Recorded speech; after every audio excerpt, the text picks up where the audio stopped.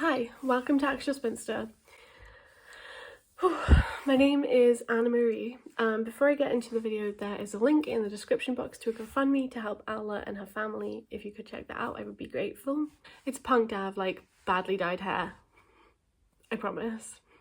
Today I wanted to talk about the 100 best books or like novels, I think it's novels, of all time list by The Guardian.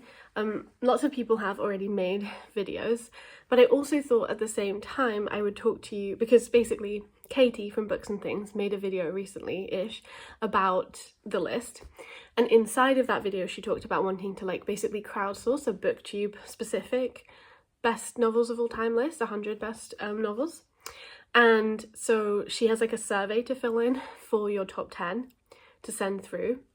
And I thought that it would be fun to like look at the Guardian list and then also talk through the choices I'm going to send for that survey. If I do get this video up in time for the survey still to be open, I'll leave a link to it in the description box, and also obviously to Katie's video and channel. Yeah, I don't know, I thought it could be fun. It's partially because I started trying to like fill out the list and then I was like struck by some various thoughts and like emotions about picking those books and like which books I should choose and like if I should actually favour books that are like underknown, but then because of the way that the list construction works, it's like a consensus list in a way. So obviously if I say things that are more popular, then it's more likely that I'll be part of the list at all. Whereas like if I say books that like 2 people have read, then I doubt that they'll be included on the 100 books list. But obviously I want people to read the books that are probably not likely to make the 100 books list more than the ones that are, even if I think those books are really great. I don't know, I hope that makes sense. Anyway, but to talk about the 100 books list first, I guess I should say that I always feel kind of like both excited and also quite ambivalent about these lists. Obviously I love books, so I do love a book list, and I love books that might be good, so it's like obviously I would love a list of books that's like you know, best books of all time list, because yeah, love books. Need I say more? But I also feel like I normally always feel like 2 major caveats. One is who is on this list and who is not. You know, I study various women from the Victorian era, which is already like fairly overrepresented, but even then, yeah, anyway, well, I'm so tired, so I'm sorry if this is more inarticulate and clumsy and confusing than normal, but but you know, it does mean I spend a lot of my time thinking about women who've been forgotten and sometimes directly erased from history and literary history, and I feel like some of these lists actually just reinforce a canon that is white and male and British generally, and maybe pays kind of lip service to writing by women of colour, writing by people who are not from Britain, but not in any like meaningful, deep way. And in a way I kind of maybe would prefer actually if the sort of list constructions were like nailed to the mast and they were like the best like British novels of all time, because you could have a pretty diverse list within like British writers even if they're all British. Do you know what, like that kind of thing? I think that framing would maybe actually make me feel less frustrated with the lack of inclusion on the list, because unless you're like actively, this is like a best of world literature list, in which case then that could be really fascinating, but also I think the choices people would make for that list would be very different than a choice they're making for like best books of all time. And obviously that does speak to how we kind of silo like different forms of literature, different writing from different people and places in the world, and that's bad. But you know, sometimes I'm just like, I wish you would just all be explicit with what you're actually thinking, which is like, which are the most canonical books, which is not the same thing as the best books. The one thing that I like about the process of creating the list, even if I sort of do feel frustrated with the fact that because it is about consensus, it just means that like only the most well-known and the most read and the ones that have the most kind of like academic, institutional, schooling backing behind them are going to be the majority of this list. And oh, I lost what I was saying there.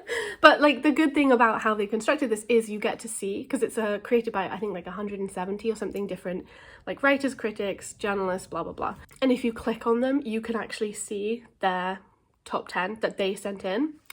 And so it's kind of more interesting to go through those and to see which ones like nobody else voted for or just like they didn't have enough votes to appear on the list at all. Because yeah, that's kind of fun and more interesting. And I was like looking through this as I was preparing to make this video yesterday, and I went on like Sarah Waters' votes, and I think one of her like her third novel or something is like Memento Mori by Muriel Spark, and like that was interesting, and obviously people had not chosen that, but that's a great novel.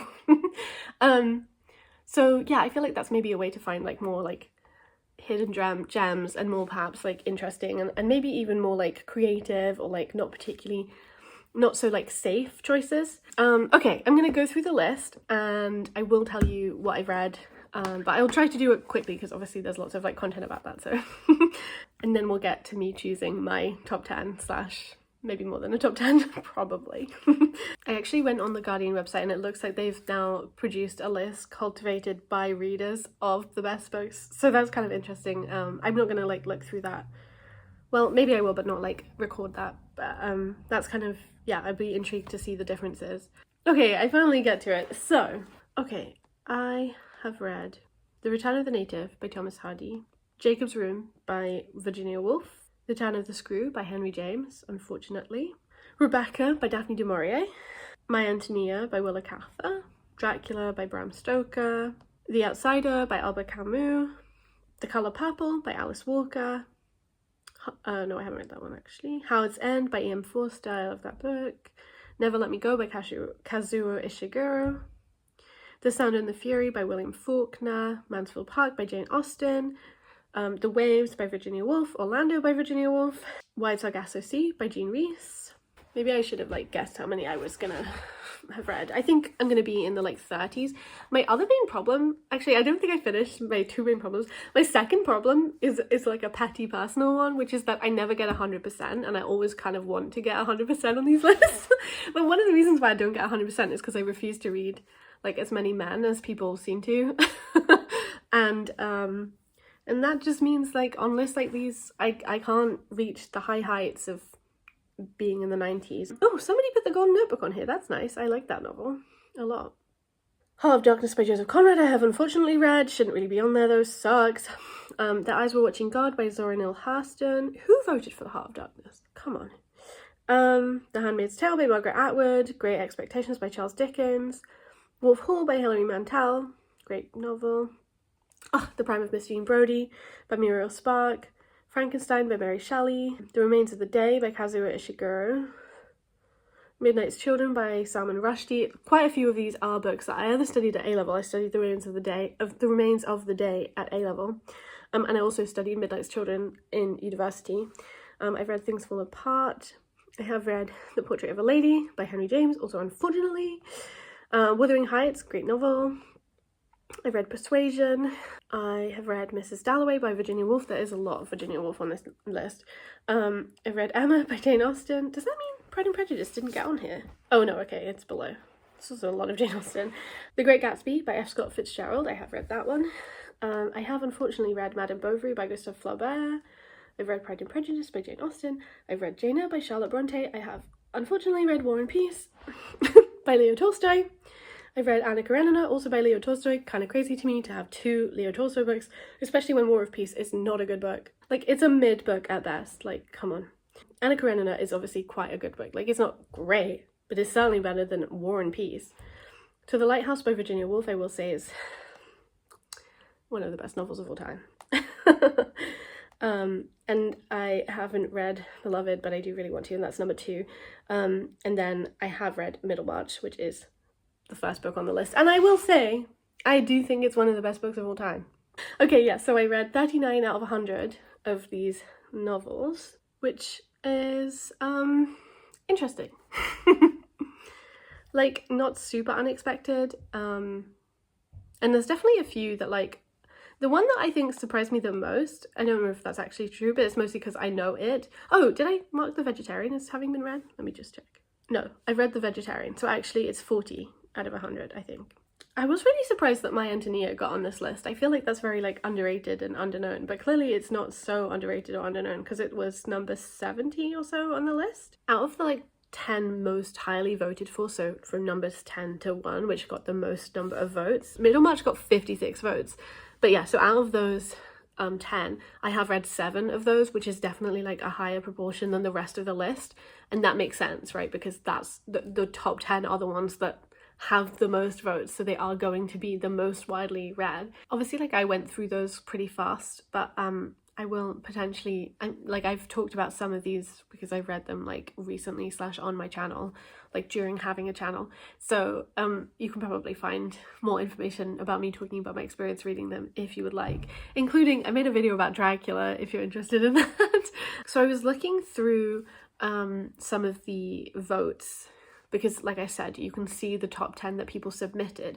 In Katie's video, she talked about how this might also have skewed results because it means that people can see those 10 votes, which might mean that you make particular choices about the kinds of books that you're putting in your top 10 because you want them to have like a certain level of prestige. I think it's very clear that this list does not have like, does it have a single, I guess aside from like Dracula, but that's sort of old enough to be considered a classic as opposed to like a fantasy novel, but I guess there is The Heart of Darkness, but there's very few speculative books on here, and not The Lord of the Rings, which I think is kind of outrageous. I don't know if anybody did vote for that and it just didn't get enough votes. I haven't looked at every single person's votes because that's a lot to go through. But yeah, I was looking at some of the people who were part of this list because I wanted to see what Bernardina Evaristo had said, and it's interesting because for her, only 3 of her choices got onto the main list, and I would say in comparison to the list, the number of like writers of colour is way higher than others. I do think it's kind of crazy because she picked Quicksand as her like number 6 choice by Nella Larsen, which like is like a solid book, I guess, but like Passing is right there. Surely that's better. Like, it's much better than Quicksand, I think. This is great though because then you can really like see like, yeah, more of like what people said, and also some of them have like justifications for like what they included and what they didn't. I do think that that is where also some of the list difficulty came in, where like it wasn't clear that you could submit translated works, and so some people didn't, and therefore it obviously will have skewed the results. I clicked on the author Charlotte Mendelsohn, who I think has had work shortlisted for the Women's Prize for Fiction. That's why maybe her name rings a bell. But anyway, to see what she said, just because I was randomly perusing the list, and I actually have lost some of my respect for her because she wrote at the top, "These are the correct answers," and then her number 1 choice is War and Peace by Leo Tolstoy because it's the greatest novel ever written, which is like, no it isn't. But a lot of her books were included in the list. One thing that I did think was also kind of interesting was the Shirley Hazard that was included, The Transit of Venus, which I feel like is quite a more recently sort of rediscovered woman writer from the 1970s maybe. I haven't read her, but I do really want to. But I feel like, yeah, that's sort of intriguing, but I also feel like that does speak to the kinds of people and critics who were part of creating this list. Who else should we look at? Should we look at Salman Rushdie's choices? Well, okay. Every single one of his, except for one choice, is on the list. And the one that's not is The Tin Drum by Gunter Grass. Otherwise, Ulysses, In Search of Lost Time, The Trial, 100 Years of Solitude, Beloved, Don Quixote, Great Expectations, The Master and Margarita, and The Age of Innocence. I kind of would have expected a more interesting list. I'm just being very judgmental, but that's what lists like this are supposed to be, so... Oh, let's see Ali Smith. Okay. Beloved. Number 2 is a mural spark book, Loitering with a Tent. Number 3 is also a mural spark book, The Prime of Miss Jean Brodie, which did get on the list. There were 2 Nabokov books, I think, on the list, but she also has one that's not on the list. Okay, 4 of her choices were on the list, and then the other 6 weren't, which is interesting. She also put Lanark by Alistair Gray on the list, so clearly she, yeah, and The Summer Book by Tove Jansson, which is nice, but it's not a super interesting list, in my opinion. Why are people voting for A Heart of Darkness? It's actually crazy. And all of these people who are so pro Henry James when he sucks. So, Elif Batuman, I love you. Okay, whilst I don't feel particularly like inspired by Elif Batuman's choices, at least at the beginning of her like little voting whatever. She says, I know these are kind of conservative / old choices, but for me, they have stood the test of time. I'm going by a combination of pleasurable, historically influential in the novel tradition, plus whichever books I thought of first, because otherwise choosing 10 is crazy. So I feel like that's much more justifiable than some other people. And her list, 7 out of 3 were on the list. And the 3 that aren't on the list are the Makioka Sisters by Junichiro Tanizaki, Eugene Onegin by Alexander Pushkin, and I was wrong. It's 8 of hers that were on the list. But obviously, understandably, she loves Russian lit, so she of course put Anna Karenina. At least she didn't put War and Peace first, and it's not on her list at all, thankfully. But yeah, she put Anna Karenina, she put Middlemarch, The Portrait of a Lady, Pale Fire by Nabokov, Don Quixote, the 2 that are not on the list at all, The Trial by Franz Kafka, In Search of Lost Time, and Jane Eyre. I will say, I do really want to read some Franz Kafka soon. I kind of maybe had planned to try and read some this year, but we'll see if that happens. Anybody else? Oh, Hermione Lee. Okay, Latecomers by Anita Bruckner, that's not on the list. The Custom of the Country by Edith Wharton. She actually has also written little blurbs about why she's chosen. Okay, she is one of the people who choose My Antonia. Sort of not surprising, I guess, from her kind of like literary modernist academic work. The Beginning of Spring by Penelope Fitzgerald, that's not on the list. Another Anita Bruckner, Family and Friends. Reading Turgenev by William Trevor. A Month in the Country by J.L. Carr, and Nora Webster by Colm Toybin. Lots of books that are not on the main list. 3 of hers were on the list. That's very interesting. I quite like that list. Does this mean I'm just being a hipster though about it? Like, is that what I don't think so. I think it's just like, it's just easy to be kind of disappointed in these like conglomerated lists, you know? But maybe I am a hipster, but that's okay. I was interested to see what Catherine Rundle might put, because she is a children's author and also an academic, and I've read her like biography of John Donne twice actually, because it's really good. And she has a few books, but one of the things she has on her list is Alice's Adventures in Wonderland, and also Moominland Midwinter, which is interesting also because that's another like major sort of gap in this book list, is like children's fiction. And obviously I guess you could sort of make the argument that like all children's literature is just not gonna like live up to like adult books, but I just don't really believe that. I think that's kind of frankly strange way to take literature, when obviously we all know that like children's books can be so fantastic and so like brilliant to encounter both as children and as adults. And you know, that I was thinking that that's one of the places where this list also kind of fails, but I'm glad she picked some. I mean, she is a children's author, so you'd sort of hope she respects children's books enough to do so, and she obviously does. She also actually, like, before her choices has said, compiling a list of 10 felt like committing a minor crime not to have, and then like a huge number of like of books. Which is one way to deal with that. The Wizard of Earthsea she mentions not in her list, but in the comment before her list. She also writes, I'm still unsure about Ulysses, because titanically great though it is, should a book be in your top 10 if it took you 10 attempts to finish it? And it isn't in her top 10. So I respect her for that, you know?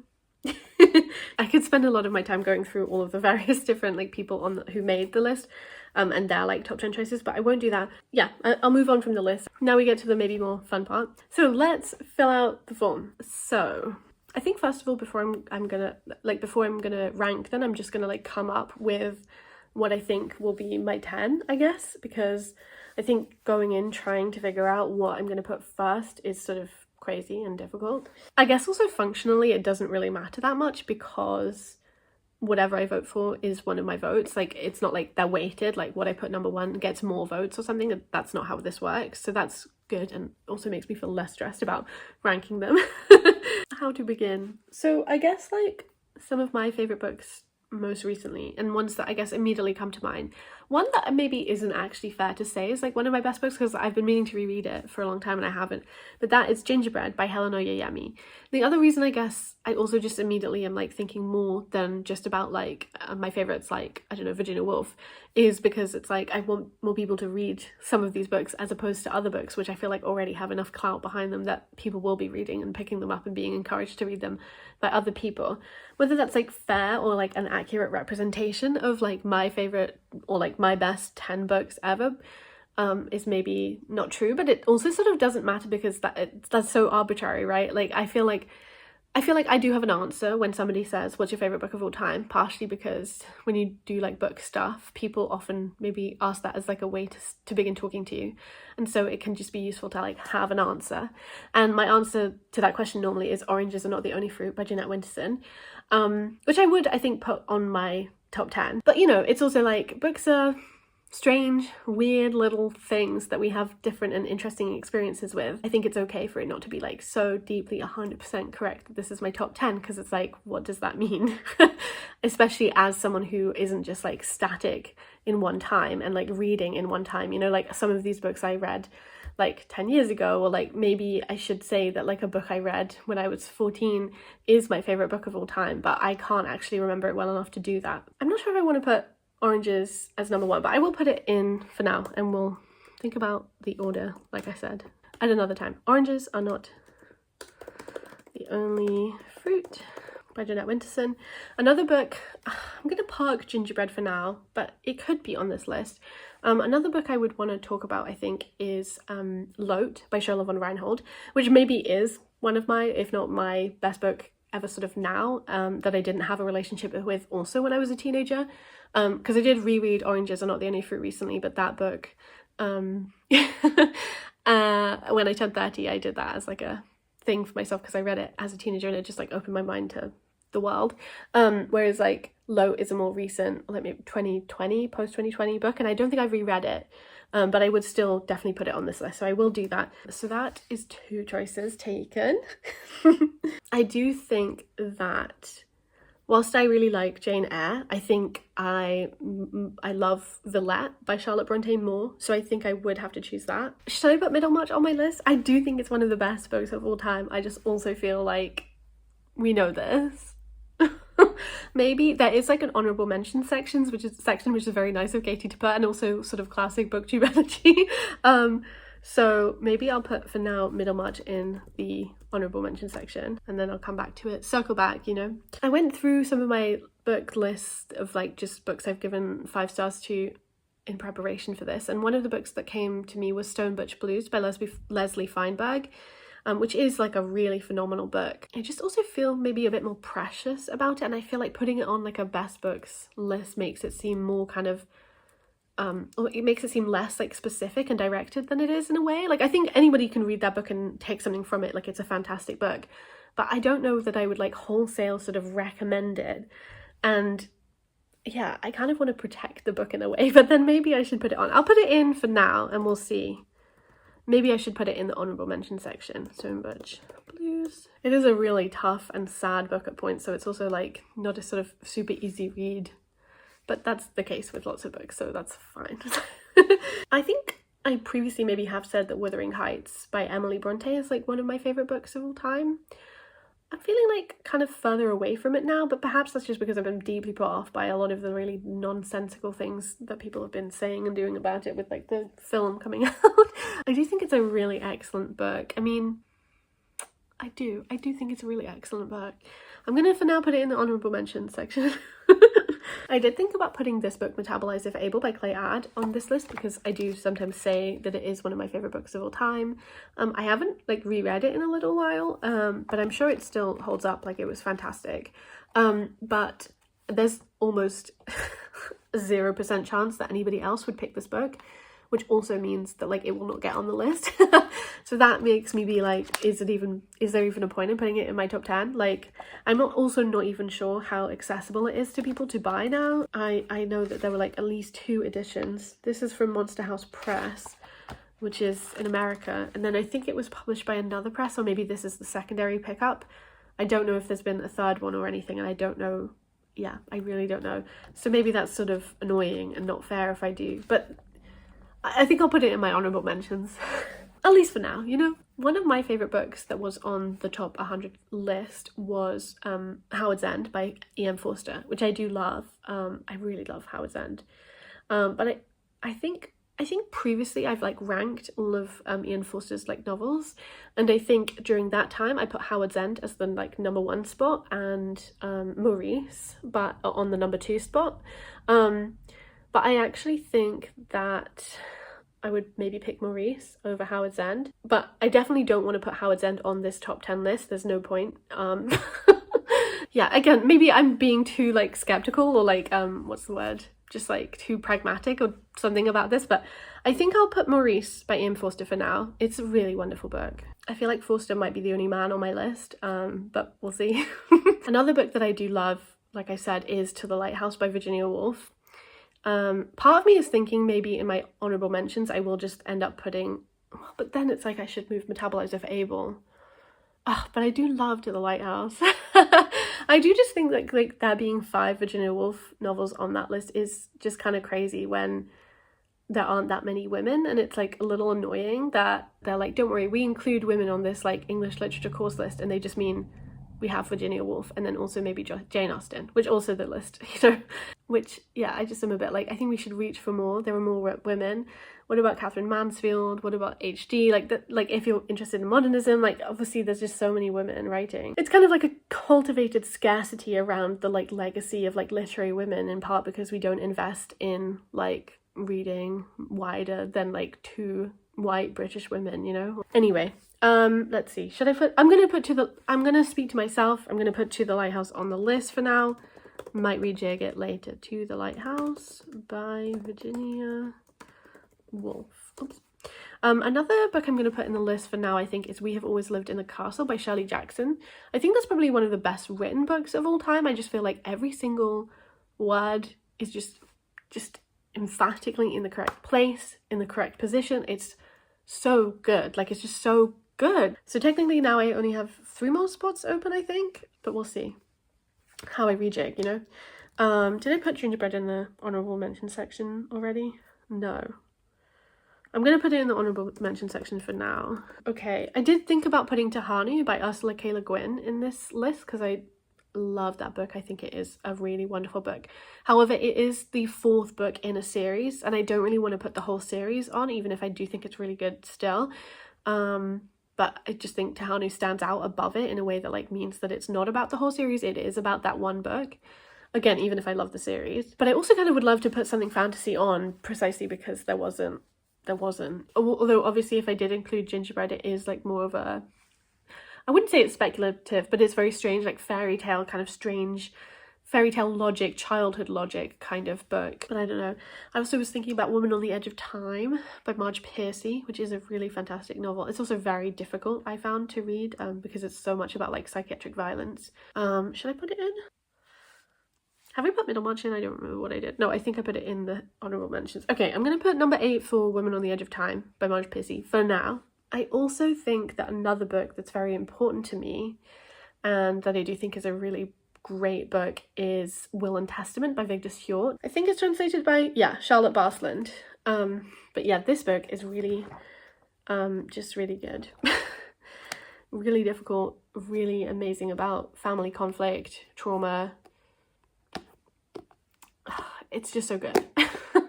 But yeah, I'm not sure if I want to put it on the list, but it'd be nice to include like a translated fiction title. Should I? Okay, I'm gonna put it for number 9 for now. Okay, so I've got space for number 10. I was really glad to see The Golden Notebook by Doris Lessing got onto the 100 list. Because I love that book and I kind of thought it wouldn't, but then obviously it would because it's like Doris Lessing and then it's like a particular kind of Guardian list. Like I should have thought of that. But I do really like that book. Another book I really like is Insurrecto by Gina Apostol. That's a really, really excellent book. Quite a lot about grief and filmmaking and stories and history. Really good book. Another book that I would include maybe that could be part of this list is Their Eyes Were Watching God by Zora Neale Hurston. I think that was also on the list. That's a really excellent book. Okay, I think in honourable mentions I think I might put Insurrecto as my number 10. I'm gonna then write The Golden Notebook, Their Eyes Were Watching God. I guess I could put Tahano in the honourable mentions also. Maybe I'll do that.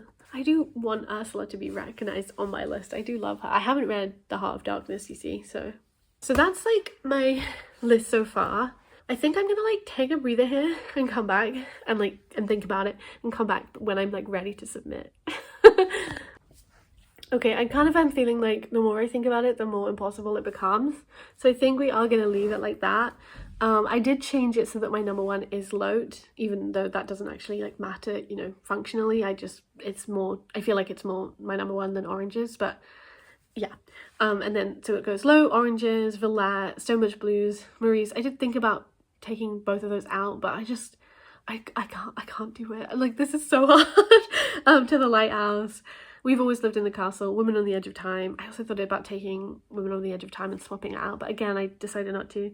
I was thinking about trying to switch out metabolize of Abel for one of those three, like the so much blues, maries, or women on the edge of time, but I just don't know which one I would take out. I just like, oh.